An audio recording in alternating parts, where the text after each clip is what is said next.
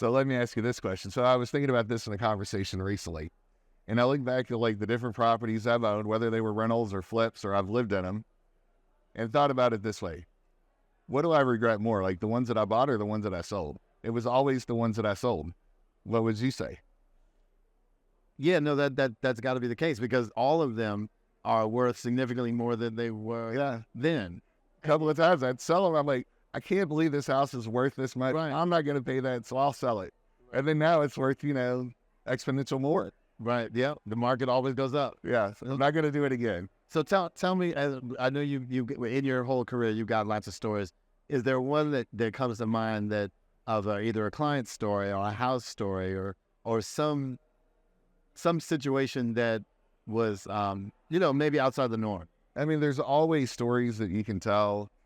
Most of the stories that I always kind of focus on are like transactional stories, like when a seller did something, a buyer did something as part of a negotiation, what happened. To use that story to kind of talk about the current transaction I'm involved with, to like use that experience to try to help advise someone or show them like other experiences on what's happening, good or bad. But a lot of realtors have like, some just crazy stories. I mean, I guess, in essence, I've got two that I guess are kind of funny. Okay. One is, Saturday morning, the agent confirms the showing. The buyer and I are walking through the house. It's a mess. We're talking about what a mess the house is. And like, can't believe that, anybody would leave their house to be shown in this manner. And then we open one of the bedroom doors and somebody's laying in bed. It's like, oh, God. Right. And then another. Were they awake? Huh? Were they asleep or awake? Or I think they were pretending to sleep at that point. It was equally embarrassing for both of us. I think we're done at this showing. Yeah, we're done. And then the other time that I had was, I drive a truck. I think a truck, one, it's a good tax write-off compared to, some of the automobiles. But the trucks, to me, they're so nice. I use them to show clients. It helps me out when I'm showing, farms and land and different properties I can kind of drive around. So I've got a referral and, his budget's very open, anywhere from, 1 million to 30 million, for what we're looking at. And I've got a proof of funds that shows, well in excess of $100 million in just one account. So I take the person out to go show them property and we want to go drive around this farm. I mean, it's late November, the ground feels frozen, and we start to go out into the middle of the field to drive around this property, and we get stuck in like 12, 18 inches worth of mud. It was just super soft where it had been plowed a couple of months before from a soybean crop. And oh my gosh, it's like to have somebody who's got him and his wife and his daughter all in the car together in the middle, and then we get stuck in the mud.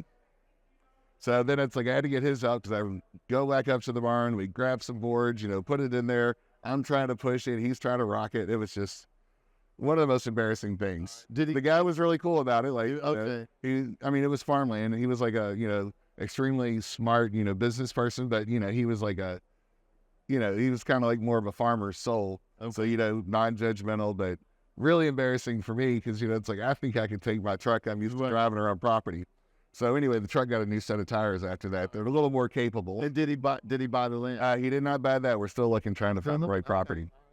Yeah. All right. So let me answer this. Oh, I have a quote. Let me share the quote of the day. All right. What do you got? All right. Hold on. Right on time. Real estate investing, even on a very small scale, remains a tried and true means of building an individual's cash flow and wealth. And that's from Rich Dad Poor Dad's Robert Kiyosaki. Oh, yeah. Yeah. That's very true. All right. So let me answer this. If you put a quote in every podcast? We do. Yeah. And you heard earlier today that like the quote only means so much is you kind of say what's substantial behind that. Yeah. So, it's right along the lines of what we're talking about. Yeah. You can take that $10,000 and invest it in a $100,000 asset that's going to grow based on the asset, or $10,000 that's cash on cash that's going to invest and grow on its own. Very true. And I think that obviously leverage. So we're talking about leverage, growing your team. Yes, you're starting to do. Where do you see yourself? 3 years, 5 years in terms of your team, your volume. Where do you want to go? It's like it's so hard to kind of imagine. Like what direction we could take it. Let's just say I don't know what direction I'm going to go, but I'm really excited. And it's like, having two good team members just immediately starts to give me the confidence to try to do more to. Help them grow, help me grow. It really feels like a team effort. And I love the guys that are working with me. So I'm just really excited. Yeah, So we'll see what happens. you're a bit of a Have me back next year. you're a bit of a control freak, right? You like to Well, when you do everything on your own, it's like it's hard to delegate. yeah. You know, I've met a lot of people in this industry that come in as attorneys, and they go from being an attorney to real estate. Like you don't ever see doctors come into real estate. I mean, you see a lot of attorneys, but attorneys are very good at like delegating. You know, they got their paralegal teams. They focus on what they're supposed to do. They delegate, and it's like I think we can learn a lot as agents. You know, just to like let everybody be their specialty on their team. Like you don't have to wear every hat, and take the time to delegate so you can focus on what's best for us.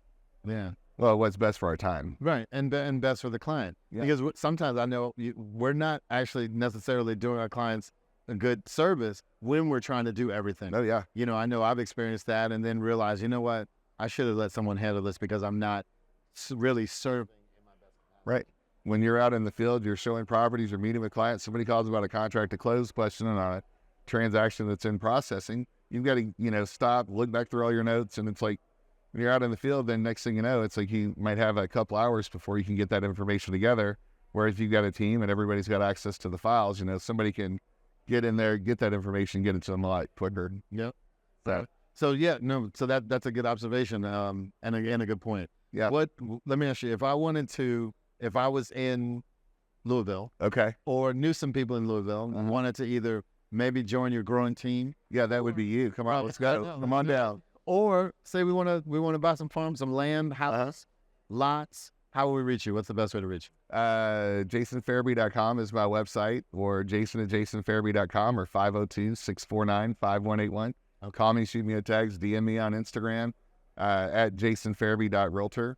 Okay, we got it. So that's the way to reach you. We appreciate it. Yeah, brother. All right. I appreciate it.